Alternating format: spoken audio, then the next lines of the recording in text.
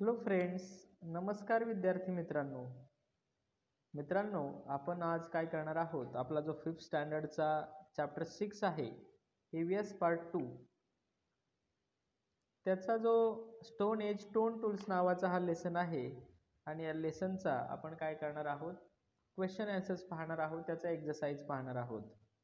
मित्रांनो, तुम्हाला जे स्क्रीनवर दिसतंय ना, ती एक्सरसाइजची PDF मी स्वतः तयार केलेली आहे आणि ही जी PDF आहे ना, ती मी तुम्हाला व्हिडिओ तयार झाल्यानंतर देणार आहे, पाठवणार आहे आपल्या WhatsApp ग्रुपवर.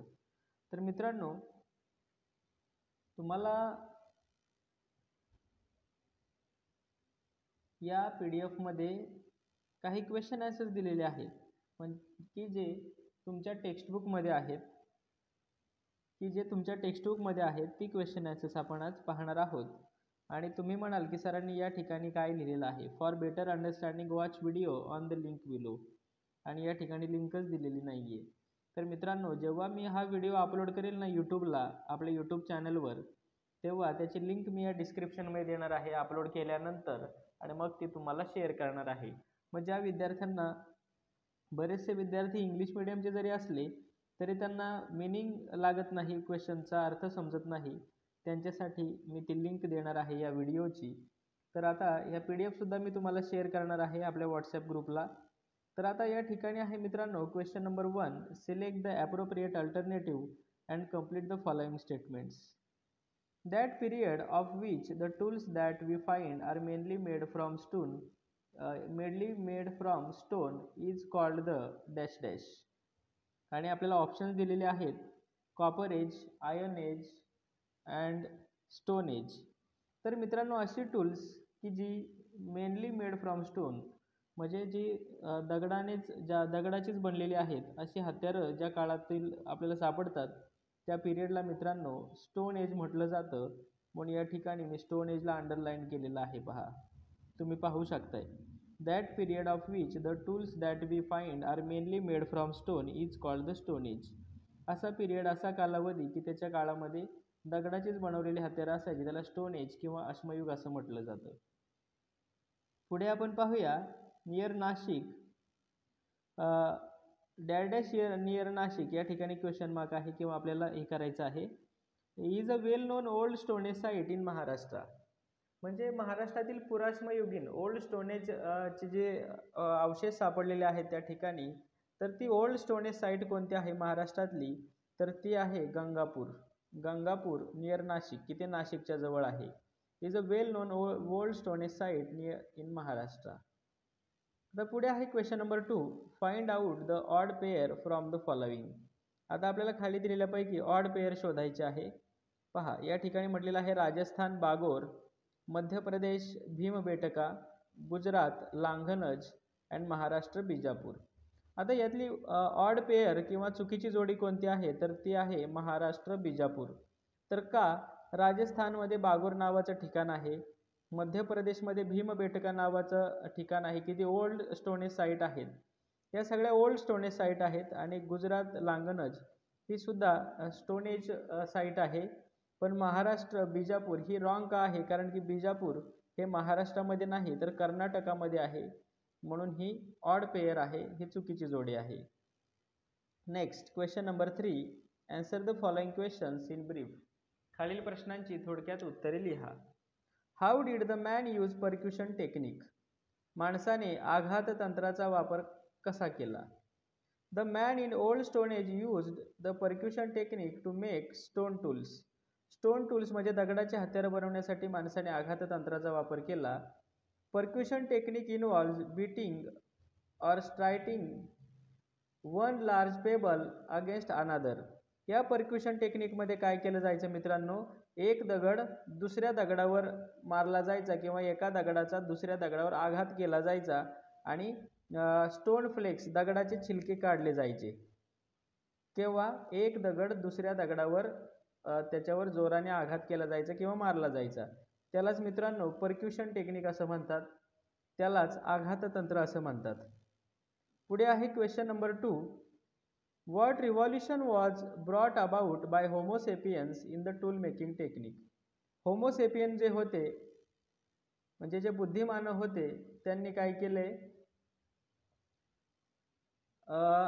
टूल मेकिंग टेक्निकमध्ये कोणतं रिव्हॉल्युशन, कोणती क्रांती केलेली आहे, टूल मेकिंग टेक्निकमध्ये कोणत्या सुधारणा केलेल्या आहेत. तर काय केलेलं आहे पहा, the homo Sapiens devised a technique of obtaining long and narrow blades of stone. हे जे होमो सेपियन्स होते, बुद्धिमान मानव होते, त्यांनी असं टेक्निक शोधलं की लांब आणि अरुंद पाती असलेली दगडाची हत्यारं त्यांनी तयार केली. पहिले हत्यारं ओबडधोबड असायची, नॅरो ब्लेड होते, त्याची जी पाती होती ती अरुंद होती, म्हणजे त्याला काय होती, शार्पनेस होती, धार आली होती. ही मेड नाईफ, त्याने चाकू, सुरी बनवली, scraper, borer, chisel from these long blades. आणि ह्या अशा लांब पात्यांपासून त्याने नाईफ बनवला, स्क्रेपर बनवला, बोरर बनवला, चायझेल अशी टूल्स त्याने बनवली. ही used ivory and rare stones of quartz variety of for making tools and other articles. त्याने वेगवेगळ्या प्रकारचे दगड आणि दुर्मिळ दगड वापरले, कशासाठी, ही टूल्स बनवण्यासाठी, की जे हत्यारं शार्प होतील आणि मजबूत होतील.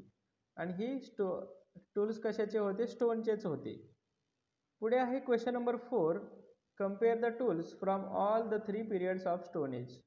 पहा, ओल्ड स्टोन एजमध्ये कसे टूल्स होते ते मी लिहिलेलं आहे खाली कॉलममध्ये. त्यानंतर मिडल स्टोन एजमध्ये कशा प्रकारचे टूल्स होते आणि न्यू स्टोन एजमध्ये कोणत्या प्रकारचे टूल्स होते ते आपल्याला लिहायचं आहे. पहा, आता या ठिकाणी पाहूया. पहिल्यांदा हे ओल्ड आहे, हा मिडल स्टोन एज आहे.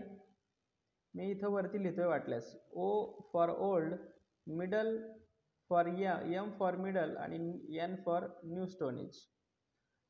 Tools were crude as these made by the percussion technique. ही जी हत्यारं होती ती ओबडधोबड होती, क्रूड होती, कच्ची होती, ओबडधोबड होती आणि ती परक्युशन टेक्निक म्हणजे आघात तंत्राचा वापर करून बनवलेली होती.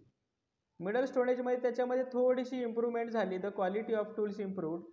Homo sapiens brought about a revolution in technique of making tools. Homo सेपियन्सने टूल मेकिंग टेक्निकमध्ये रिव्हॉल्युशन, सुधारणा घडवली, क्रांती घडवली. न्यू स्टोनेजमध्ये कसे झाले tools, the tools were polished, ते पॉलिश केलेले असायचे, स्मूथ होती, गुळगुळीत होती, शायनी होती, चमकदार होती. And new type of tool making technique was develop.